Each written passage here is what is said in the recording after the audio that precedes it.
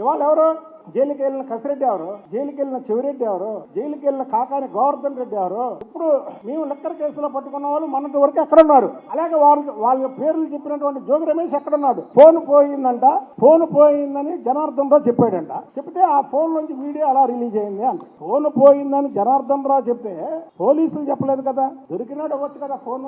ఆ ఫోన్ లో ఫీడ్ అయినాయే కదా వదిలేరు. ఫోన్ పోయిందండి, ఎవరికొకరికి దొరికింది కదా, ఎవరికొకరికి దొరికి జనార్దన్ రావు ఫోన్ అనగానే భయపడి పోలీసులకు అప్పచెప్తారు కదా, ఆ పోలీసులు దాన్ని రిలీజ్ చేసి ఉండొచ్చు కదా. అసలు నువ్వే పట్టించేస్తున్నావు జోగి రమేష్. ఫోన్ ఎలాగుందంటే ఇది జగన్మోహన్ రెడ్డి పట్టించేస్తున్నాడు. నిన్న మీటింగ్ లో చూస్తుంటే కంగారు పడుతున్నాడు. ఎందుకంటే ఈ మద్యం కుంభకోణంలో అసలు సూత్రధారి, అసలు పాత్రధారి జగన్మోహన్ రెడ్డి. ఇప్పుడు అంతా చిన్న చిన్న చిన్న చిన్న చిన్న చిన్న చిన్న చేపలు ఇలా పేర్లు వస్తున్నాయి, చివరిలో పెద్ద చేప పేరు వస్తుంది. ఈ లిక్కర్ కేసులో జగన్మోహన్ రెడ్డి జైలుకి వెళ్ళడం ఖాయం అనేది గత 3-4 నెలల నుంచి ప్రజలకి తెలిసిపోతుంది.